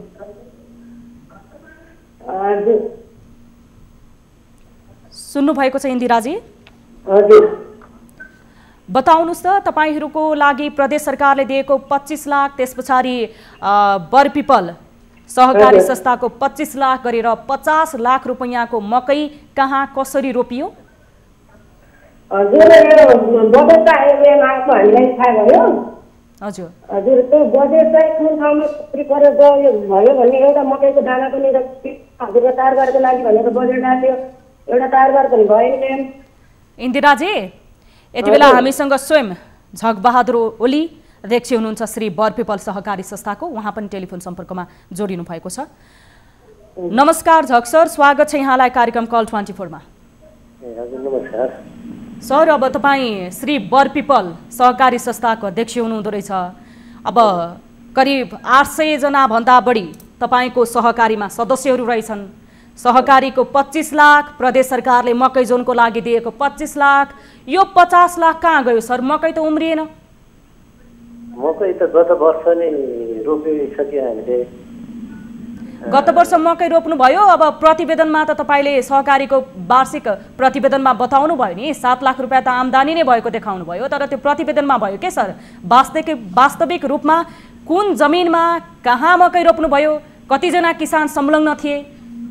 यसमा 10 बिघा 2 ठाउँ हो, 5-7 बिघा गरेर 2 ठाउँ धामपुर र मनिकापुर भन्ने ठाउँमा हामीले क्लस्टर राखेका थियौँ।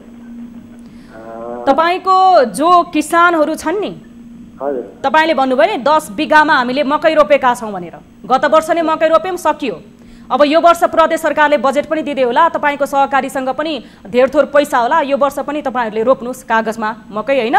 तपाईलाई आरोप लगाउने त्यहाँ अनियमितता छ भनेर जसले भनिरहनु भएको छ नि, तपाईको सदस्यहरू जसको कृत्य हस्ताक्षर गर्नुभएको छ, तपाईले उहाँ टेलिफोन सम्पर्कमा जोडिनु भएको छ। इन्दिराजी, हजुर, तपाईको सहकारी संस्थाको अध्यक्षजी हुनुहुन्छ नि यति बेला तपाईको क्षेत्रको बारबर्दियाको श्री बरपिपल सहकारी संस्थाको अध्यक्षज्यू, उहाँ भन्नुहुन्छ मकै त पोहोर सालै रोपेको, पोहोर सालै सकियो, 10 बिघामा मकै रोपेको। यता सुन्नु, यहाँ हेर्न सकिन्छ म्याम, होइन? हेर्न सकिन्छ, बोल्नु होला नि, अरूले नि भन्नु होला नि। एउटा दाना मकै नमिलेर त्यत्रो बजेट पास गराउने। बरपिपल सहकारी संस्थाको अध्यक्षज्यू, हजुर, कस्तो गजबले रोप्नु भएछ मकै? त्यो गत वर्ष केही मकै रोपियो, अब र केही मकै अहिले अब हिउँदमा रोप्ने कुरो भएको छ। खास गरी गर्मी महिनामा यहाँ रोपेनन् त्यतिखेर। हजुर, तपाईले भन्नुभयो नि 10 बिघामा रोपेका थियौ मकै। 5 बिघा मनिकापुर र 5 बिघा धामपुर गरेर 10 बिघाको हाम्रो हो। सर, पैसा कहाँ हाल्नु भयो सर? केमा खर्च गर्नुभयो? कागजमै मात्र खर्च गरेर के गर्नुभयो सर यति धेरै पैसा? मल, बिउ, तार, पोल, त्यसको जोताई। स्वयं तपाईको सदस्यले भनिरहनु भएको छ। सुन्नुस् इन्दिराजी, इन्दिराजी, इन्दिराजी, इन्दिराजी, एकैछिन है अध्यक्षज्यू, तपाईले मकै रोप्नु भएको कहाँ छ सर? त्यहाँ हाम्रो टिभी जर्नलिस्ट हुनुहुन्छ ज्योतिपन्थी, जसले रिपोर्ट बनाएर पठाउनु भएको छ। त्यहाँ त न मकै थियो, न त्यो मकैबाट त्यहाँका उपभोक्ताहरू, त्यहाँका कृषकहरू लाभान्वित हुन सके। प्रदेश सरकारले मकै जोनको लागि 25 लाख दिएको छ। तपाईको 800 जुन बरपिपल सहकारी संस्थामा सदस्यहरू थिए, तिनीहरूको मुनाफा तपाईँ 25 लाख रुपियाँ खर्च गरेर 50 लाख रुपियाँ पुर्याउनुहुन्छ। तपाईँ भन्नुहुन्छ पोहोर सालै मकै रोप्यौँ। यो कस्तो खालको यो अनियमितता सर? यसरी झुक्क्याउने, खुल्लेआम तपाईँ दिउँसै तारा देखाउने गरी झुक्क्याउनु हुँदो रहेछ सर। त्यो होइन, गर्मी महिनामा त रोपियो त। मनिकापुर र धामपुर मकै रोपेर मकै उत्पादन भयो त सफल। झग सर, तपाईँ सुन्नुहोस्, तपाईको सहकारी संस्थाले मकै रोपेको तपाईको सहकारी संस्थाकै सदस्यले थाहा नपाउने यस्तो हुन्छ? त्यस्तो त भएन नि। अब क्षेत्रको कृषकले थाहा नपाउने यस्तो हुन्छ सर?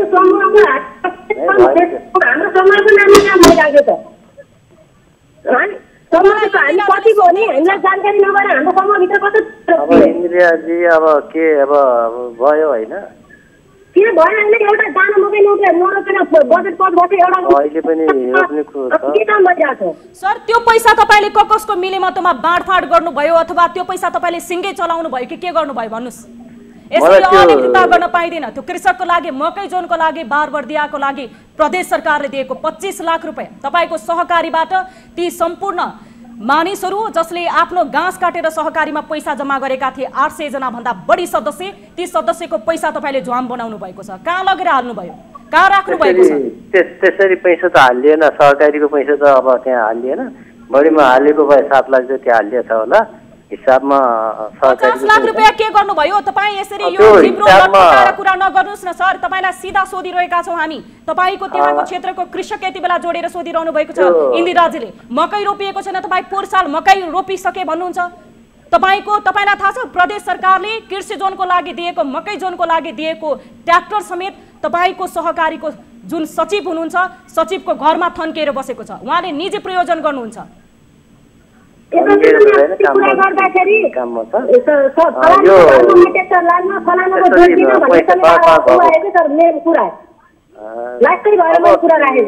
तपाईँ इन्दिराजीलाई जवाफ दिनुहोस् सर। इन्दिराजीलाई तपाईँ जवाफ दिनुहोस्। तपाईले कृत्य हस्ताक्षर गरेर स्वयं सहकारी संस्थासँग जोडिएका यो मकै जोनबाट लाभान्वित हुनुपर्ने ती कृषकहरूलाई तपाईले किन यसरी ढाँट्नुभयो? तपाईँ एउटा सहकारी संस्थाको अध्यक्ष भएको हैसियतले प्रदेश सरकारले दिएको 25 लाख रुपैयाँ पैसा पचाउने त्यसरी पचाएकै छैन नि। काम त कहाँ छ त भन्नुस् न सर। तपाईले कागजमा मकै रोपेर हुन्छ फिल्डमा आएर हेर्नु पर्यो त्यसको खर्च भएको त्यो कहाँ राख्नु भएको छ सर? ब्याङ्कमा राख्नु भएको छ, ब्याज बढाएर दिनुहुन्छ? राखेको छैन। पैसा राख्ने कुरो हुन्छ, पैसा त लगानी भइसक्यो नि। पैसा सक्नु भयो? मकै कहाँ राख्नु भयो त? मकै को किसान थिए त्यहाँ मकै रोप्नमा, कोलाई बेच्नु भयो? इन्दिराजीले भन्दै हुनुहुन्छ त्यहाँ मकै रोपिएको छैन। हाम्रा टिभी जर्नलिस्टलाई पठाएका छौँ त्यहाँ स्थलगत रिपोर्टिङ गर्नमा। त्यहाँ कुनै पनि मकै जोनमा मकै रोपिएको छैन। तपाईँ र प्रदेश सरकारले दिएको ट्र्याक्टर तपाईँको सहकारी संस्थाको सचिवकोमा थन्किएर बसेको छ। उहाँ निजी प्रयोजन गरिरहनु भएको छ। तपाईँ भन्नुहुन्छ गत वर्ष रोपिसक्यो।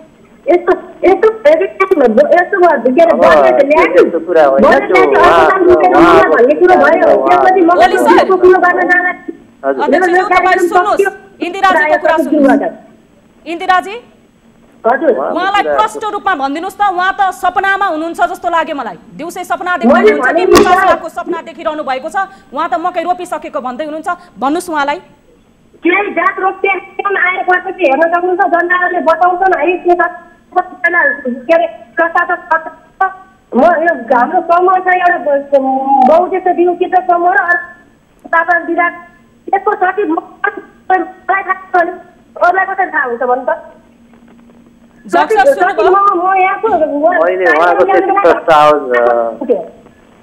उहाँको प्रष्ट आवाज आएन, त्यति बुझ्या छैन। तपाईलाई कहाँ प्रष्ट आवाज आउँछ त? तपाईले त अब प्रतिवेदनमा पो प्रष्ट लेख्नुभयो। तपाईको सहकारी संस्थाको वार्षिक प्रतिवेदनमा 7 लाख रुपैयाँ मकैबाट आम्दानी भएको प्रतिवेदन तपाईले बुझाउनु भयो। त्यस पछाडि प्रदेश सरकारले दिएको 25 लाख, सहकारीबाट ती गरिब किसानहरूले जो गरेर राखेको 25 लाख, घाँस काटेर राखेको 25 लाख गरेर 50 लाख रुपैयाँ झोम बनाइसक्नु भयो। अब तपाईले कहाँ उहाँको आवाज सुन्ने, हाम्रो आवाज सुन्ने गर्नुहुन्छ? हैन, वास्तविक त्यो वास्तविक गलत तपाईले सही भन्नुस् न त सर। तपाईले विश्वास दिलाउने काम गर्नुस् न। तपाई यति झुट बोल्ने, तपाई यति झुट बोल्नुहुन्छ। तपाईको सहकारी संस्थाको सदस्यले भनिरहनु भएको छ, त्यो कृषकले भनिरहनु भएको छ सरकारले मकै जोनको लागि दिएको पैसा तपाईहरुले यति दुरुपयोग गरिरहनु भएको छ। अनि तपाई भन्नुहुन्छ यहाँनिर म बोल्न पाइन। बोल्नुस्। तपाईलाई बोल्नको लागि टेलिफोन सम्पर्क गरेर ल्याइएको 50 लाख अनियन्त्रण गर्ने तपाई त्यो भन्न खोजे हैन। के भन्दाखेरि उहाँबाट प्रदेशबाट निकालेको पैसा भनेको हामीले 20 लाख केही रुपियाँ हो। लानु कहाँ भयो? तपाई पैसा घटाउँदै गइरहनु भएको छ। तपाई सहकारीको 25 लाखलाई 7 लाखमा पुर्याउनु भयो। अहिले प्रदेश सरकारले दिएको 25 लाखलाई तपाई 20 लाखमा पुर्याउनु भएको छ। तपाई स्पष्ट भन्नुस् न, मकै कागजमा रोप्नु भयो, बारीमा किन रोप्नु भएन?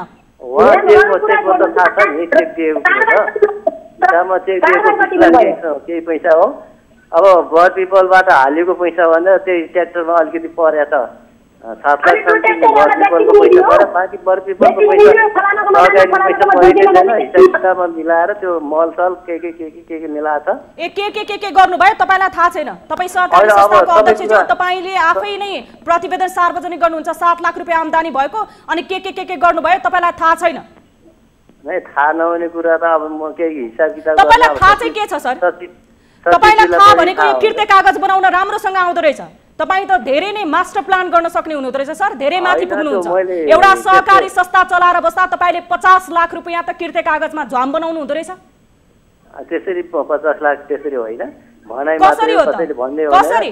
त्यो आएर हिसाब किताब हेर्न पर्छ र त्यसको अब डिटेलमा सबै कुरा कागजात बताउँछ र जक्सर तपाईँ सुन्नुहोस्, तपाईँले अब त्यो 50 लाख रुपैयाँ प्रतिवेदनमा तपाईँले अब कागजमा मकै रोप्नु भएको छ, ट्र्याक्टर कुदाउनु भएको छ, वार्षिक प्रतिवेदनमा सहकारी संस्थामा तपाईँले देखाउनु भएको छ कि 7 लाख रुपियाँ आम्दानी भएको। अब ती कृषक, ती तपाईँका संस्थाका 800 भन्दा बढी सदस्यहरू जस्तो किर्ते हस्ताक्षर गर्नुभएको छ, उनीहरूलाई बताउनुहोस् तपाईँले यो कसरी चाहिँ उहाँहरूलाई विश्वस्त पार्नुहुन्छ, विश्वास कसरी दिलाउनुहुन्छ? जक्सर,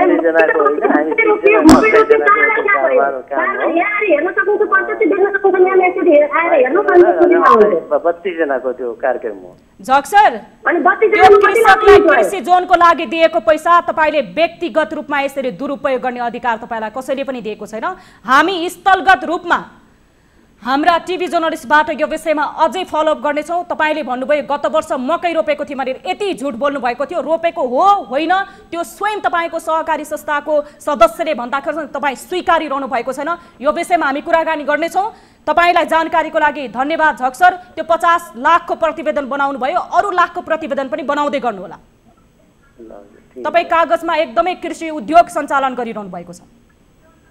त्यसो होइन के इन्दिराजी, आरोप आयो तपाईलाई पनि यो गुनासो गर्नुभयो हामीसँग, हामी प्रदेश मन्त्रीसँग।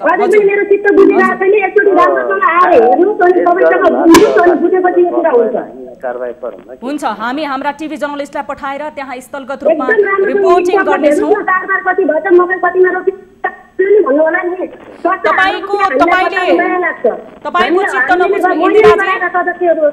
इन्दिराजी, तपाईँको चित्त नबुझ्नु स्वाभाविक हो, किनकि तपाईँको सहकारी संस्थाका अध्यक्षज्यूको यो जवाबबाट नै थाहा पाइसक्यौँ कि हामीले अनियमितता त्यहाँ भएको छ भनेर। अध्यक्षज्यू, तपाईँलाई धन्यवाद, जोडिनु भयो। यति अमूल्य समय तपाईँ यति बेला कागजमा कृषि उद्योग सञ्चालन गर्ने तपाईँको समय लियो, हामीले बर्बाद गराइदियौँ, धन्यवाद। तर तपाईलाई हामी फेरि पछि पनि खबरदारी गर्नेछौँ। यति बेला इन्दिराजी, अब त्यहाँ हामी हाम्रो स्थलगत रूपमा रिपोर्टिङ गर्ने टिभी जर्नलिस्ट ज्योति पन्थीलाई पनि पठाउनेछौँ। हामी स्वयं नै यो विषयलाई अझ प्राथमिकताका साथ उठाउनेछौँ। आज पनि हामीले प्राथमिकता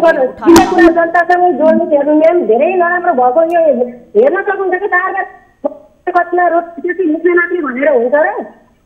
हजुर, म मात्रै होइन, सबै बोल्नुहुन्छ नि। यहाँ आइसकेपछि यहाँ देखेपछि प्रत्यक्ष देखेपछि हजुरले बुझ्न सक्नुहुन्छ। हजुर, हुन्छ इन्दिराजी, तपाईँले हामीसँग गुनासो गर्नुभयो, तपाईँलाई धेरै धेरै धन्यवाद। हामी यो विषय फेरि उठाउनेछौँ, किनकि यहाँ किसानहरूको लागि दिएको अनुदानको पैसामा नै घोटाला भएको छ, यो पैसामा नै अनियमितता भएको छ। सहकारी संस्था जहाँ कृषकहरूले श्री बरपिपल सहकारी संस्थामा 8,100 भन्दा बढी कृषकहरूले आफ्नो घाँस काटेर त्यहाँ पैसा बचत गरेका थिए, तर त्यहीबाट 25 लाख र प्रदेश सरकारबाट 25 लाख गरेर 50 लाख स्वयं श्री बरपिपल सहकारी संस्थाका अध्यक्षज्यूले यति बेला हिसाब किताब कागजमा स्पष्ट रूपमा न त देखाउन सक्नु भएको छ, न त मकै जोनको लागि आएको पैसा उहाँले मकै उत्पादन गरेर त्यसलाई सदुपयोग गर्नुभएको छ। तर पनि उहाँसँग हामीले प्रत्यक्ष टेलिफोन सम्पर्क गरेर बुझ्न खोज्दा उहाँ पोहोर सालै मकै रोपिएको, पोहोर सालै ट्र्याक्टर चलाइएको भनेर यति गैर जिम्मेवारपूर्ण जवाब दिइरहनु भएको छ। यसरी स्थानीय तह र विभिन्न कृषि क्षेत्रहरूलाई कृषि जोनको लागि सरकारले दिएको पैसा धेरै ठाउँमा अनियमितता भएको, त्यो पैसा वास्तविक कृषक र वास्तविक वर्गसम्म नपुगेको गुनासो हामीले निरन्तर कार्यक्रममा उठाएका छौँ। यसभन्दा अघिल्लो कार्यक्रमको श्रृङ्खलामा पनि सोही प्रदेशले दिएको करिब 46 लाख यसमा गाउँपालिकालाई दिएको कृषिको लागि, कृषि अनुदानको लागि, युवा स्वरोजगारहरूको लागि दिएको पैसा समेत अनियमितता भएको विषयमा हामीले कुराकानी गरिरहेका थियौँ, त्यो विषयलाई पनि उठाएका थियौँ। यति बेला हामीसँग स्वयं बरपिपल सहकारी संस्थाका सचिव गगनदेव गिरी टेलिफोन सम्पर्कमा जोडिनु भएको थियो, जसले यति बेला उहाँ हामीसँग टेलिफोन सम्पर्कमा जोडिनु भएको छ। गगनदेव सर, नमस्कार, स्वागत छ यहाँलाई कार्यक्रम कल 24 मा। अब तपाईको अध्यक्षज्यूको जस्तै जवाफ आउँछ भनेर म तपाईबाट आशावादी छैन। तपाईले चाहिँ अझ प्रश्न बनाइदिनु सचिवज्यू। अब तपाईहरूले यो बरपिपल सहकारी संस्थालाई चाहिँ प्रदेश सरकारले 25 लाख रुपैयाँ अनुदान दिएको रहेछ मकै जोनको लागि बारबर्दियामा। त्यस पछाडि तपाईहरूको सहकारी संस्थाबाट 25 लाख, यो 50 लाख रुपैयाँ पैसाले मकै कहाँ रोपियो सर? मकै हामीले यो समूहमा, हाम्रो दुईटा समूहमा हो। दुईटा समूहमा रोप्नु भयो? हजुर, दुईटा समूहमा 5-5 बिघा गरेर 10 बिघामा हामीले हुने मकै यो धानको आदिपछि लगाउनु। कति बिघामा रोप्नु भयो सर? यो 5-5 बिघा 10 बिघामा हो। 10 बिघा हो। 5-5 बिघामा रोप्नु भयो? 10 बिघामा? हजुर, 10 बिघामा हो। अनि मकै उत्पादन भयो सर? गगन सर,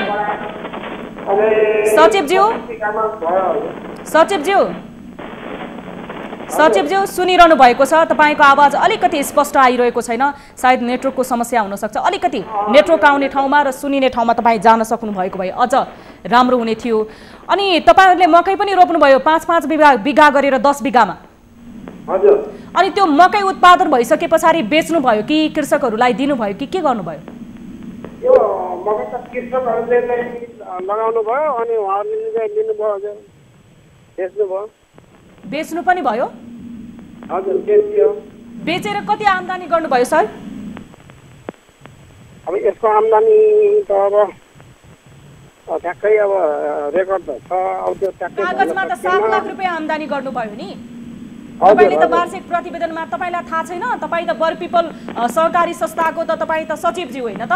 7 लाख रुपैयाँ आम्दानी गर्नुभयो। हजुर हजुर, लाख रुपैयाँ आम्दानी गर्नुभयो होइन त सर कृषकहरूले? तपाईहरूले सहकारीको वार्षिक प्रतिवेदनमा पनि यो सार्वजनिक गर्नुभएको थियो है सर? यति मजाले झुट बोल्न कसरी आउँछ? तपाईँको सहकारी संस्थाको अध्यक्षज्यू यस्तै झुट बोल्नुहुन्छ, तपाईँ सचिवज्यू झुट बोल्नुहुन्छ, कस्तो मिलाएर खानुभएछ है 50 लाख रुपैयाँ? होइन, त्यो त हामीले लगाएको छ नि हजुर, काम गरेको। अहिले पनि फेरि अब यो धान बालीपछि फेरि मकै खेती हुँदैछ सर। हजुर, एउटा टोकरीमा नि, एउटा ठाउँमा नि एउटा मात्र मान्छेको मानसिकता बिग्रिएको हुनसक्छ, एउटा मात्र मान्छेको अनियमितता गर्ने, भ्रष्टाचार गर्ने, छलकपट गर्ने दिमाग हुनसक्छ, त्यति सातिर दिमाग हुनसक्छ। तर तपाईँको यो श्री बरपिपल सहकारी संस्थामा त अझ अचम्मै रहेछ। अध्यक्षज्यू हेर्नुहुन्छ त्यस्तै सातिर दिमाग, यस्तो मजाले झुट बोल्नुहुन्छ, सफेद लाग्छ उहाँलाई झुट बोलेको। तपाईँ सचिव हुनुहुन्छ, त्यसै गरी झुट बोलिरहनु भएको छ। तर तपाईँको सहकारी संस्थाका ती कृषक, ती सदस्य जसको कृत्य हस्ताक्षर गरेर तपाईँहरूले कागजमा मकै रोप्नुभयो, ट्र्याक्टर कुदाउनु भयो, वार्षिक प्रतिवेदनमा 7 लाख रुपैयाँ आम्दानी भएको देखाउनु भयो, न मकै रोपियो न तपाईले भने जस्तो 5-5 बिघा गरेर 10 बिघा जमिनमा त्यहाँ न मकै रोपियो न त्यो ट्र्याक्टर चल्यो। त्यो अनुदानको ट्र्याक्टर तपाईँको घरमा छ।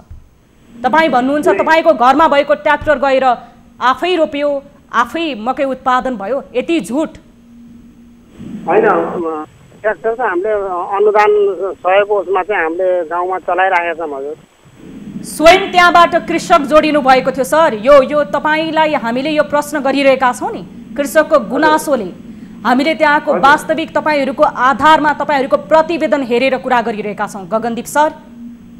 हजुर हजुर हजुर, झुट बोल्नुहुन्छ। तपाईँ स्वयंले भन्नुभएको थियो यो वर्ष यस्तै भयो, अर्को वर्ष रोपौँला। अर्को वर्ष के छ? आर्थिक वर्ष भए पछाडि प्रदेश सरकारले फेरि मकै जोनको लागि पैसा दिइहाल्छ बारबर्दियालाई। सहकारीमा अलिअलि कृषकहरूले 800 भन्दा बढी कृषकहरूले घाँस काटेर पैसा जम्मा गरेका छँदैछन्। मिलाएर सचिव अध्यक्षज्यू मिलाएर खाउला होइन त सर? होइन, हामीले त्यसरी फेरि मागेकै पनि छैन। अहिले त्यो ट्र्याक्टर हाम्रो यो धान दाउने काम अनि मकै लगाउने काम अनि जोत्ने काम चाहिँ गरिराखेको छ र सहुलियत दरमा हामीले बाहिर। धान कागजमा रोप्ने प्रक्रियामा त हुनुहुन्न नि? हजुर, अब तपाईहरूले धान त कागजमा रोप्ने प्रक्रियामा हुनुहुन्न नि? नै नै हामीले वेतनमा तपाईहरुले यति लाख धानबाट आम्दानी भयो भनेर बनाउने सोचमा हुनुहुन्छ त्यो सोचमा हुनुहुन्थ्यो तपाईहरु प्रतिवेदन बनाइरहनु भएको थियो भने यति बेला टेलिभिजनले लाइभमा लिएर आयो भनेर चित्त नदुखाउनुस् है गुनासो नगर्नुस् नै त्यसमा चाहिँ हाम्रो छैन हजुर त्यस्तो कहाँ हो र अब तपाई भन्नुस् ती 800 जना तपाईको सहकारीमा जो सदस्यहरू रहेका छन् ती सदस्यहरूलाई कसरी विश्वास दिलाउनुहुन्छ मकै नै नरोपिएको कुरालाई कसरी तपाई ठोक्वा गरेर भन्दै हुनुहुन्छ तपाई र तपाईको सहकारी संस्थाका अध्यक्षज्यू मकै रोपियो भनेर मकै त अब हाम्रो हिउँदोमा बर्खामा हुँदैन म्याडम अनि हाम्रो यो सुन्नुस् न गगनदीप सर 10 बिघामा रोपेको मकै त सर हिउँदमा नदेखिएला बर्खामा रोपेको मकै भए पनि देखिन्छ त होला नि सर 10 बिघामा रोपिएको मकै अहिले यो धान काटेपछि हामी मकै रोप्दैछौँ म्याडम हामीले पोहोर साल पनि हामीले चलाएकै हो 15-20 बिघामा हामीले मकै रोप्यौँ गगनदीप सर सालै पछि पैसा ल्याइरहनुस् आर्थिक वर्ष भइसके पछाडि तपाईहरु प्रतिवेदन बुझाउन जानुस् प्रदेश सरकारलाई मकै रोप्यौं 7 लाख रुपैयाँ त आम्दानी गर्यौं कृषकहरू प्रत्यक्ष लाभान्वित भए भनेर अनि त्यसपछि अध्यक्षज्यू र तपाई मिलेर मजाले आफ्नो व्यवस्थापन गर्नुस् कृषकहरू जेसुकै गरून् अनि त्यसपछि फेरि यो वर्ष पनि पैसा आउँछ प्रदेश सरकारले पैसा दिन्छ त्यसलाई पनि कागजमा रोप्नुस् अनि त्यसपछि तपाईले कागजमै मिलाएर पैसा लिनुस् है हैन हामीले त्यसरी गरेकै छैन म्याडम त्यस्तो यो विषयमा हामी फलोअप गर्नेछौँ गगनदीप सर तपाईको जवाफदेहिता तपाईको सहकारी संस्थाको अध्यक्षज्यूको जवाफदेहिताबाट करिब हामीले बुझिसक्यौं कसरी मकै रोप्नु भएको थियो भनेर त्यहाँका सर्वसाधारण कृषक र तपाईको सहकारी संस्थाका सदस्यहरूको कृत्य हस्ताक्षर जसको गर्नुभएको थियो नि उहाँहरूले गर्नुभएको गुनासोबाट पनि हामीले बुझेका छौं तर उन्मुक्ति पाउनु हुने छैन प्रदेश सरकारको यो कृषकको लागि भनेर मकै जोनको लागि आएको पैसा यति सजिलै कागजमा प्रतिवेदन बनाएर तपाईहरुले आफ्नो व्यक्तिगत स्वार्थको लागि प्रयोग गर्नुभएको छ नि योबाट छुट तपाईहरुलाई हुने छैन हामी पनि फलोअप गर्नेछौं तपाईको जानकारीको लागि धन्यवाद यति बेला गगनदीप गिरी जो श्री बरपिपल सहकारी संस्थाको सचिवजी हुनुहुन्थ्यो उहाँ हामीसँग टेलिफोन सम्पर्कमा हाम्रा प्राविधिक मित्रले जोड्नु भयो र उहाँले बताउनु भयो कति सफेद झुट बोल्न सक्छन् व्यक्तिले भन्ने कुरा उहाँको अध्यक्षज्यू र उहाँले देखाउनु भयो हामीले यस विषयलाई लिएर आरती पौडेल मन्त्री हुनुहुन्थ्यो जो भूमि व्यवस्था तथा कृषि सहकारी मन्त्रालय लुम्बिनी प्रदेशको उहाँलाई हामीले समय मागेको यो कार्यक्रमको श्रृङ्खलासम्म 6-7 वटा कार्यक्रम भयो विगत 1 हप्तादेखि मन्त्रीज्यूलाई हामीले समय मागेका छौं अघिल्लो दिन हामी समय माग्छौं कार्यक्रम सकिएसके पछाडि हाम्रा प्राविधिक मित्रले फेरि समय माग्नुहुन्छ हिजोको जस्तो नगरिदिनुस् है मन्त्रीज्यू तपाई सम्बन्धित मन्त्री हुनुहुन्छ तपाईका क्षेत्रको जिल्लाहरुमा कृषिको लागि आएको कृषि अनुदानको लागि आएको पैसाहरुमा अनियमितता भएको छ यो विषयमा केही बोलिदिनुस् त्यहाँका जनताहरूले गुनासो गरेका छन् भनेर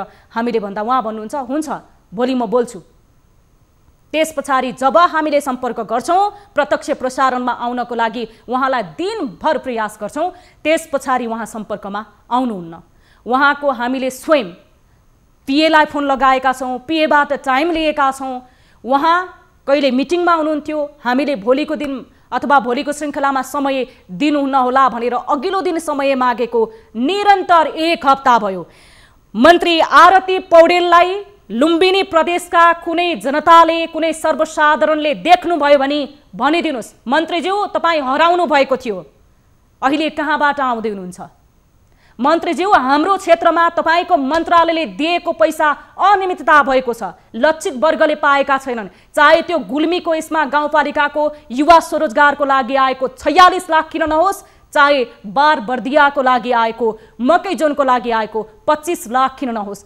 सबैमा अनियमितता भएको थियो मन्त्रीज्यू तपाईलाई सम्पर्क गर्न खोज्दाखेरि राष्ट्रिय टेलिभिजनले तपाईलाई काठमाडौँदेखि हाम्रो गुनासो सुनेर तपाईलाई टेलिफोन सम्पर्क गर्दाखेरि तपाईले झुट बोल्नुभयो समय दिन्छु भन्नुभयो तपाईलाई यति अगाडि औपचारिक रूपमा तपाईलाई प्रक्रिया पुर्याएर एउटा मन्त्री भएको हैसियतले यति सम्मान दिएर तपाईलाई लाइभमा ल्याउन खोज्दाखेरि पनि तपाई कहिले जोडिनु भएन आरती पौडेल मन्त्री हराउनु भएको छ लुम्बिनी प्रदेशका कुनै जनताले देख्नुभयो भने उहाँ कहाँ हराउनु भएको थियो भनेर सोध्नुहोला र देख्नुहुने लुम्बिनी प्रदेशका सर्वसाधारणले हामीलाई सम्पर्क गराउन कोसिस गरिदिनुहोला। मन्त्रीज्यू भेटिनुभयो भनेर हाम्रो टोल फ्री नम्बरमा तपाईहरूले टेलिफोन गरिदिनुहोला। आजको कार्यक्रम कल 24 यति नै। तपाईहरूसँग कुनै गुनासो समस्या र जिज्ञासा छन् भने हाम्रो 3वटा टोल फ्री नम्बरहरू रहेका छन् जसमा टेलिफोन सम्पर्क गर्दा तपाईहरूको पैसा लाग्ने छैन, जसको लागि हाम्रो नम्बर रहेको छ 1660 011 2424 मा तपाईहरूले सम्पर्क गर्न सक्नुहुनेछ। त्यसैगरी एन्सल नम्बर रहेको छ जसमा तपाईहरूले भाइहरुमा भिडियो पनि पठाउन सक्नुहुनेछ। 98 015 72424 मा तपाईले सम्पर्क गर्न सक्नुहुनेछ। त्यसैगरी 98 84 011 037 मा पनि हामीसँग सम्पर्क गर्न सक्नुहुनेछ। भोलि विजयादशमीको दिन हामीले विशेष कार्यक्रम बनाएका छौं कल 24 मा, जो विदेशमा रहनुभएका विभिन्न समस्या भोगिरहनु भएका र यो प्रतिकूल समयमा विभिन्न समस्यासँग जुधिरहनु भएका नेपाली दाजुभाइ तथा दिदीबहिनीहरूको यो विशेष श्रृङ्खला हेर्न नछुटाउनुहोला। हेर्दै रहनुहोला न्यूज 24 टेलिभिजन। हामी निरन्तर न्यूजमा छौं। नमस्ते।